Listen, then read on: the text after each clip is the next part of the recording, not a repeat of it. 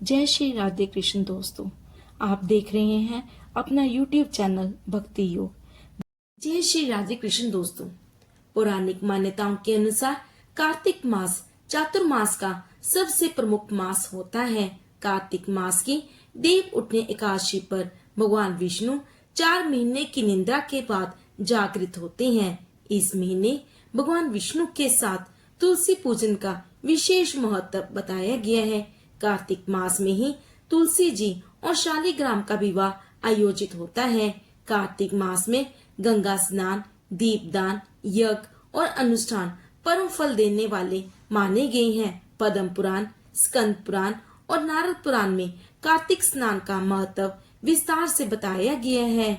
धार्मिक मान्यताओं के अनुसार कार्तिक महीने में भगवान विष्णु मत्स्य रूप में जल में रहते हैं। ऐसे में अगर आप कार्तिक के महीने में सूर्य उदय से पहले उठकर किसी पवित्र नदी में स्नान करते हैं तो शुभ फलों की प्राप्ति होती है।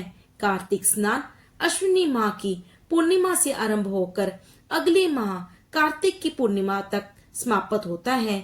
इस पवित्र स्नान को आरंभ करने से पहले अश्विनी माह की शुक्ल पक्ष की एकादशी आने पर भगवान विष्णु को प्रणाम कर कार्तिक व्रत की आज्ञा लेनी चाहिए। इस तरह से आज्ञा लेने से भगवान विष्णु प्रसन्न होते हैं और अपने भक्त पर कृपा कर उसे आत्मिक बल और मनोबल प्रदान करते हैं। भगवान विष्णु को प्रसन्न करने के लिए कार्तिक मास में प्रतिदिन गंगा जी में स्नान करना चाहिए। यदि गंगा जी नहीं है तब किसी भी नदी, तालाब या पोखर आदि में कार्तिक स्नान करना चाहिए। यदि कुछ भी नहीं है तब नियमित रूप से घर में ही नहाने के पानी में गंगा जल मिलाकर स्नान करना चाहिए।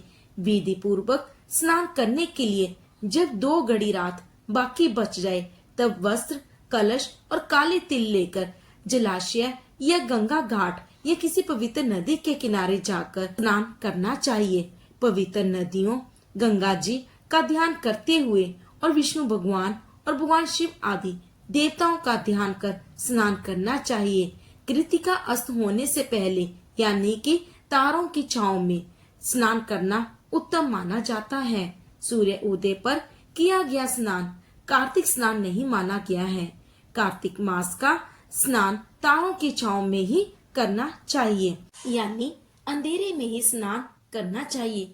स्नान करने के बाद भगवान विष्णु और तुलसी जी की पूजा जरूर करें। भगवान श्री कृष्ण को तुलसी अर्पित करें और पीपल और पथवारी को जल से सींचे और फिर कार्तिक मास की कहानी जरूर सुने। कार्तिक स्नान करने से पूर्व जन्मों के पाप समाप्त होते हैं और जीवन में सुख, समृद्धि, आरोग्य और मानसिक शांति मिलती है। यह स्नान आध्यात्मिक ऊर्जा का संचार करता है और व्यक्ति को मोक्ष की ओर ले जाता है। इस माह में किए गए दान पुण्य का फल कई गुना बढ़कर मिलता है और व्यक्ति को वैकुंठ धाम की प्राप्ति होती है। जो मनुष्य जाने अनजाने कार्तिक मास में नियम से स्नान करते हैं उन्हें कभी भी यम यातना को नहीं सहन करना पड़ता। धन्यवाद। उम्मीद है आपको ये जानकारी उपयोगी लगे। जय श्री राधे कृष्ण।